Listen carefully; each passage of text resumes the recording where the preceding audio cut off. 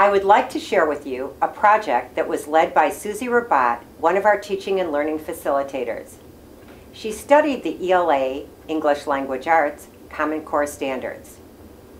She examined the American Association of School Librarian standards, the 21st century skills, habits, and attitudes that our children will need to bring to authentic tasks, and she also studied the NET standards, the National Education Technology Standards. From her research and work with the LMC directors, it was determined that all students in grades K through 8 would begin to understand how to do short, focused research. Short, focused research is a significant part of the Common Core standards beginning in kindergarten. I am pleased to say that from the time we began developing these power standards until today, every child in our school district in grades K through 8 has had an opportunity to go through the research cycle in a developmentally appropriate way as they each completed their first short, focused research project. Well, I'd like to introduce you to Tiffany Marston, our 7th grade mathematics department chair at South Middle School.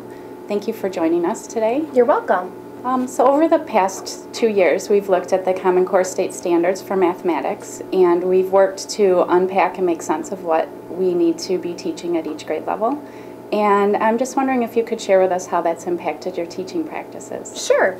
I think the biggest strength is just the level of familiarity with the content of the Common Core standards. It's becoming more second nature. So as we're planning lessons together as a department, we can say to ourselves, does this fit the Common Core? And if it does, we know that we need to emphasize that that lesson. And if it doesn't, maybe only teaching that lesson at a more surface level would be more appropriate in that situation. Another real big strength of our work together has been developing our professional learning community. South and Thomas working together for a common goal has been very, very strong. We're able to plan lessons together that relate to the Common Core, try them out in classrooms at both schools, and then come back together and say, what worked, what didn't, what can we improve on, has been great. We're at the point now where we're beginning to develop some common assessments to be used at both middle schools at each grade level that are linked to the Common Core. And we've started to have some really good conversations leading into standards-based grading as well, because the Common Core does lend itself more to that than maybe the Illinois state standards did in the past. Well, thank you. You're welcome. Have you noticed an impact on student learning in your classroom?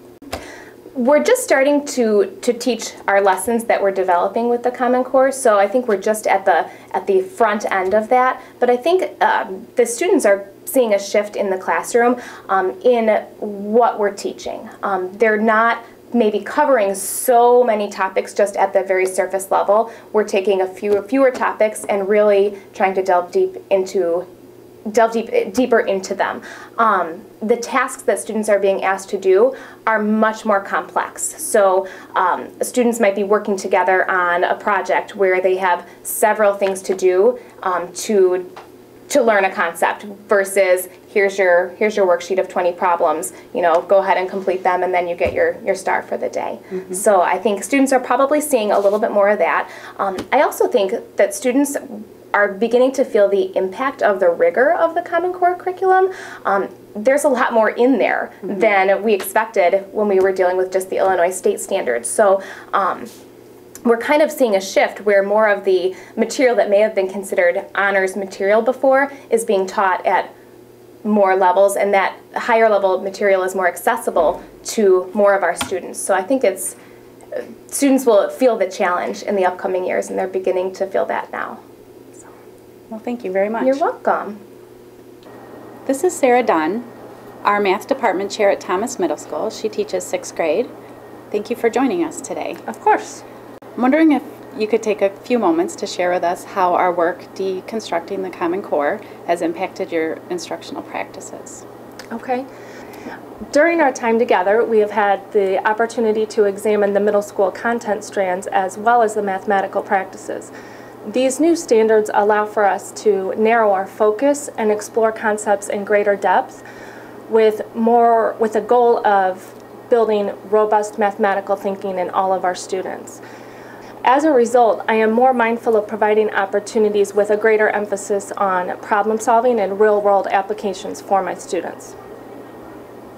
Have you noticed an impact on student learning in your classroom as a result of our work with the Common Core? With this increased emphasis on problem solving and application, students have more frequent opportunities to work in cooperative groups and are taking greater ownership of their learning. They are encouraged to take risks and to make meaningful connections between what they are learning in the classroom and the real world. I'd like to introduce you to Sean Marusek.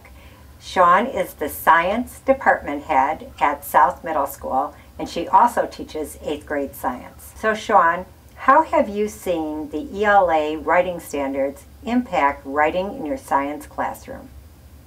So one of the things that working with the new IQuest program, which has a strong Common Core standards base and is also based on the next generation science standards, has been really focusing the students on staking a claim, really making a claim that they can back up. They need to back it up with evidence, both from their lab work and from the reading that we do in class. So they're really getting a lot of exposure to using their evidence and making sure their evidence supports what they're saying. And then the third piece of the writing we do is reasoning, where they need to link it all together with a solid principle from the science that they're learning. So our scientific explanations are very, very closely related to the Common Core standards.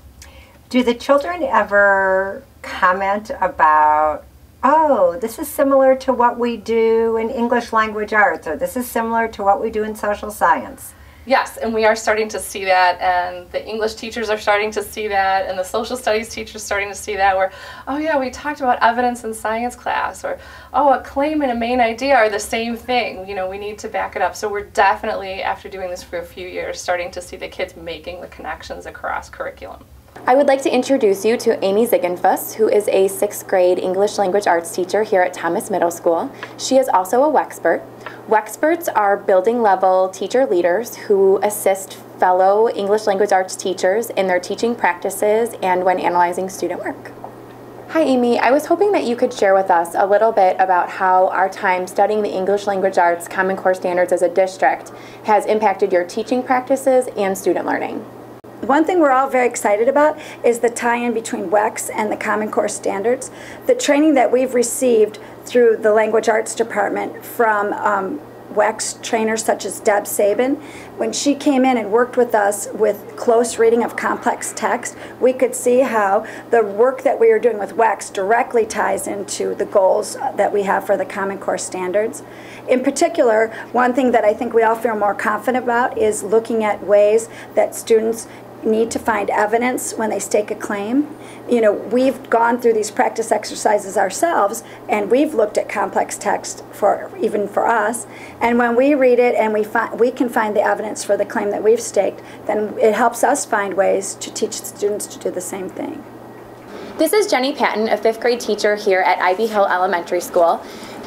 Jenny, I'm hoping that you can share with me a little bit about how the time that we've spent studying the English language arts Common Core standards has impacted your teaching practices, but also student learning in your classroom. I'm looking forward to our next training in January, where we're going to find out or learn more about how to incorporate the Common Core standards with our response to literature. And I'm excited to learn how the students are going to learn how to stake their claim and find the evidence in the book to support that claim and then make that into a polished writing piece. I'm joined now by Mary Goomis, who is a 4th grade teacher at Patton Elementary School. Mary is part of the Science in the Common Core pilot group, who is writing close reading tasks using complex text so that science learning can continue throughout their literacy time in the classroom. Mary, I was hoping that you could share with us a little bit about the work that you've done on this committee and how your time studying the English language arts Common Core standards have impacted teaching and learning in your classroom. I feel that I am a facilitator of inquiry and not just a provider of information, and I feel the students are owning the learning, they're enjoying it. I'm really reflecting a lot more than I have in the past on what the lessons look like, what are the strengths, the weaknesses, and what the students are getting out of it and how I can change it. I've enjoyed it so far. Last year at the end of the year at Patton, we really worked as teams breaking apart the Common Core as far as for reading, and I feel that now it's helped me in science. I'm hoping to find more for social studies as well, and it's been a great process along the way. There are specific indications of how teaching and learning should occur in the classroom. One example is research is key.